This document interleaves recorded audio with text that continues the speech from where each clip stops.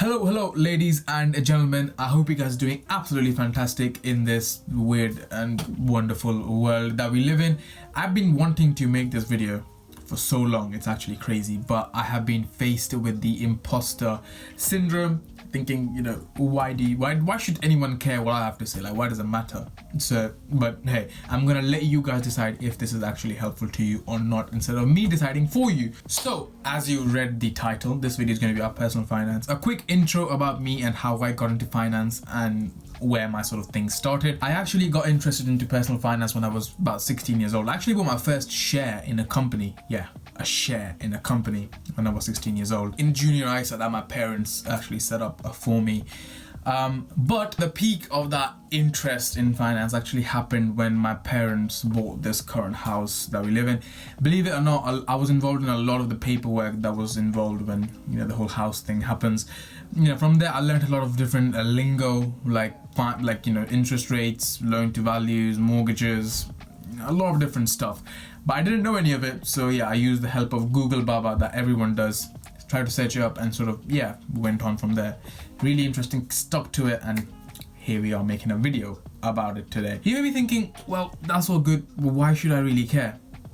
You should, because if you think about it, the stats are actually quite crazy. 1/3 of Brits have less than £600 in savings. Actually, allow that. 1 in 10 Brits have no savings whatsoever. Take these figures with a pinch of salt, but you get the idea, right? Why it's important. Having some sort of money saved up, having some sort of budget, having some sort of knowledge about finance is super important, because if shit hits the fan, you got something to fall back on. So listen well, ladies and gentlemen, listen well, because I'm going to give you some juicy tips to get you that life of having pina coladas in the beach while looking at your laptop or looking at the sea. Out of it. I'm listening. Also, before we get started, I'm not a financial advisor. Before you do anything, please do your own due diligence. I'm just a random guy on the internet. Don't listen to me. But yeah, with that disclaimer done, let's get on with the video. So number 1 is budget. Now, boring. Yeah, I know, it's pretty dead, but hear me out. If there's one thing you take from this video, right, take this. It's super important.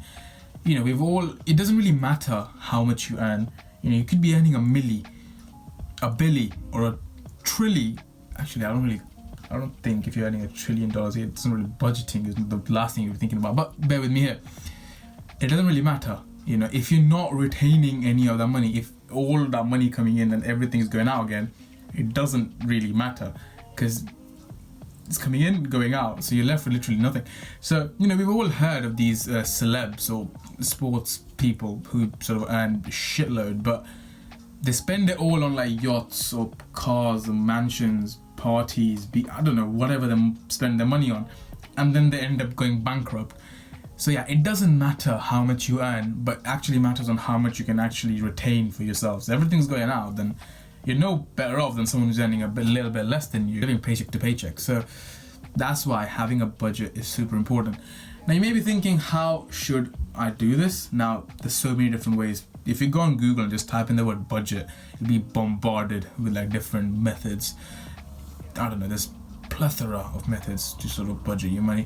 But the way I like it, or the way I've come across lately, is this thing called the 50-30-20 rule. Now this rule states that 50% of your income, this is post-tax by the way, pay your taxes, otherwise HMRC is gonna... Yeah, anyway, so 50% of your post-tax income should go in your fixed costs.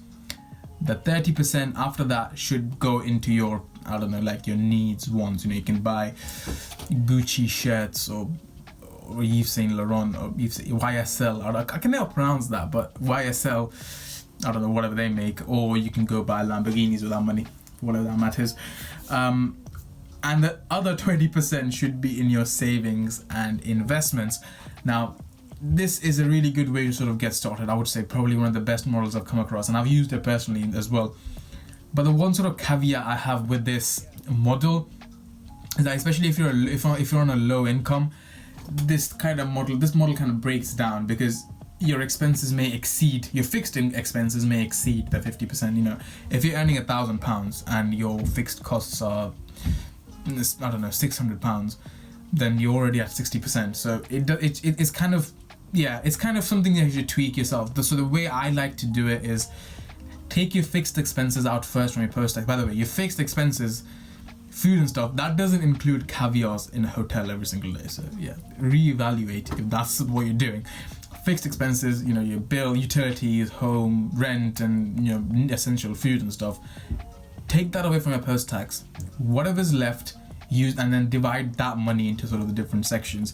You know, you could do that like 50% in your savings, 50% in for your spending, needs, wants, and whatever. Or if you're a chindi person like me, 60-70% goes into your savings and investments. The rest of the money is for you to spend on whatever you want. Caviars, if that's what you're into. Caviars, you can have that with that less than without the 30%. So you can really tweak it the way you want. It's not a hard and fast rule, but having a budget is 90% of the way there, you know, because most people don't even have that. So if you've got something set up, it's really good. But if you're feeling overwhelmed, and I know it can be very overwhelming, you're like, please, I don't want to do this. Trust me, I've got something really good for you. Just for the next 3 months, do nothing, do absolutely nothing, but just track your expenses, you know, everything. Whatever you're spending money on, just open an Excel sheet, just write it down, what you're spending and how much you're spending on that. After 3 months, you can evaluate, you know, you can see your tracking, you can see your spending habits. So, you know, you may realize after 3 months that Starbucks wasn't really worth it, or that Netflix subscription wasn't actually worth it, because how many times did you actually watch Netflix in the last 3 months? Because you were so busy. So yeah, you can reevaluate where your money is going, and then use the tips that I gave you before to then start budgeting. I think that's the best way to get started, in my opinion. Numéro 2. That French accent was pristine. Right. Number 2 is an emergency fund. You know, you've done your budgeting, you're there, you're like, dude, I am a financial prowess, like, God, look at me.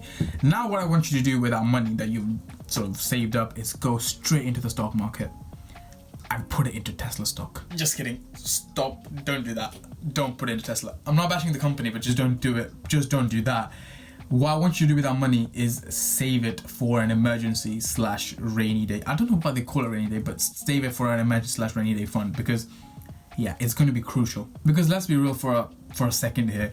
Life isn't perfect. COVID has taught us that it's not perfect. Things can go south really quickly and really fast.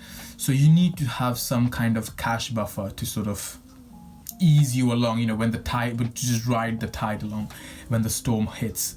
That's a weird analogy, but you get the idea. I don't know, if your car goes kabang, or you lose your job for that matter, you know, that, like many people have done in this COVID situation, at least you have some sort of financial support cushion to sort of ride you along while you can sort your shit out. At least you don't have to worry about, you know, how am I going to pay for rent, or how am I going to pay for food. So that's super important. Now you may be thinking that how, or what, or how much, or how long. Hold up. So this kind of varies with a lot of people, actually. You know, some people do it for 3 months, some people do it for 6 months, some people even do it for a year's worth of savings. Now, it really depends on you. If you're the more risk averse, I would say you are, the more you should have saved up, because it gives you more of a cushion, like more of a deep cushion to sort of bounce along. Yeah, it really depends on person to person. I would say the maximum you should go with for 1 year. Anything more, I would say, is not necessary, but don't go anything below 3 months either. In between that, you can play around with whatever you want. Anything more or less depends on the person to person, but having something saved up is super important. Also, keep this fund in a liquid sort of cash ISA saver. You know, there's loads of banks in the UK that do that. I think every bank does that, in fact.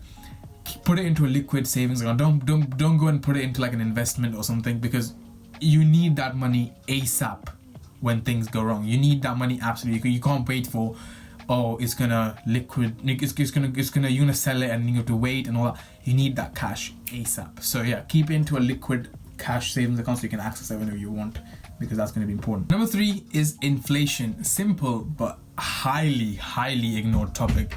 It's actually like a silent killer that sort of eats away at your money while you like don't care about it. I'm making it sound like a villain, but it kind of is. Bear with me, I'll explain. Inflation in basic terms is the rising of prices of things around you. Or put it into another way, is the reduction of buying power of your money. Let me give you an example. You go to the market today, you have £10, you go to the market with that £10 and you get 2 apples. You go in 6 months' time, that £10 only buys you 1 apple. So that's a 50% reduction of your buying power of that £10. It's still £10, like the note is still £10, but it can't buy you as much. That is pretty much inflation. Why should you care? Well, if you think about it, if you're the type of person who just stashes money under your mattress, I don't know who does that, but if you do that, just stash it in your mattress or put it into a bank ISA. It's the same thing, really. So, you know, let's assume put it into the bank ISA, you get 1% interest rate on that money. Inflation in the UK is hovering at about 2 to 3%. We'll take 2%, be a bit generous here. So overall, in the entire year, inflation is 2%, you're earning 1%, so you're actually losing 1% of that money every single year. You may think, well, that's nominal, way. I mean, that's chill, that's nothing. Well, over the long term, that can be quite bad. If you saved £10,000, just put it into a cash ISA, forget about it, for the next 10 years, and 2% inflation, 1% interest rate, 1% loss per year. At the end of 10 years, that £10,000 would be worth about £9,048. That's kind of how important this thing is. Which is why you should at least look to grow your money at the rate of inflation. If you can get more, that's even better, but at least grow it at the rate of inflation. So at least you're not losing money against, you know, the growing prices of things. And finally, the juicy one that you have been waiting for is compound interest, called the 8th wonder of the world by Albert Einstein. And rightly so, because it's super powerful, especially if you can harness its power at a young age. It's quite powerful. In a nutshell, compound interest is the phenomena of your interest earning you more interest. Now, let me give you an example. If you invested £1,000 at 10% per year rate of return, at the end of that first year, you would have gained £100. So you would have, in your after value would be £1,100. That 10%.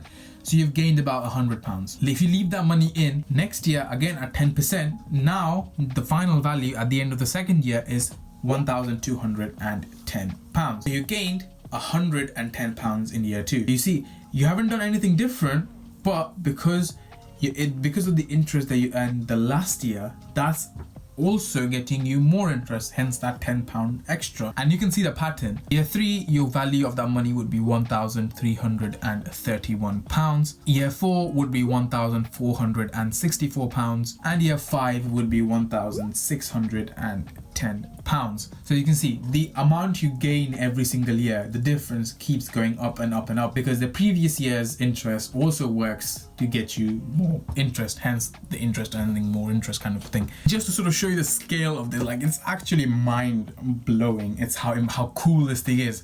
If you take that £1,000 at 10% and do absolutely nothing with it for the next 50 years, just let it stay there, growing year on year on year. At the end of 50 years, yeah, you've done nothing here. At the end of 50 years, that £1,000 would be worth £117,390. Mind blown. Doing absolutely nothing, but just letting the market do its thing. Over the 50 years, you've gained £116,000 on that £1,000 investment that you made initially. It's absolutely crazy. Also, compound interest is a really good worker. It's a really keen worker. It's very productive. The longer you give it to work, the better it'll work for you. So let me give you an example. These things are best explained with examples when you can see the graphs in front of you. Let's say we got 3 people: Clarkson, May, Hammond. You know where I'm going with this.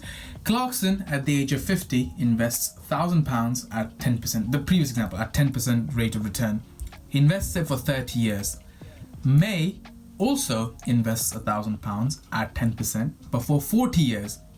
Hammond, at the age of 30, also invests £1,000 at 10%, but for 50 years. So what would they all have on their 80th birthday? I mean, apart from the fact that they would still be making the grand tour, let's see how much money they have. So Mr. Clarkson, at the age of 80, in having invested £1,000 30 years ago, has a whopping 17,400 odd pounds.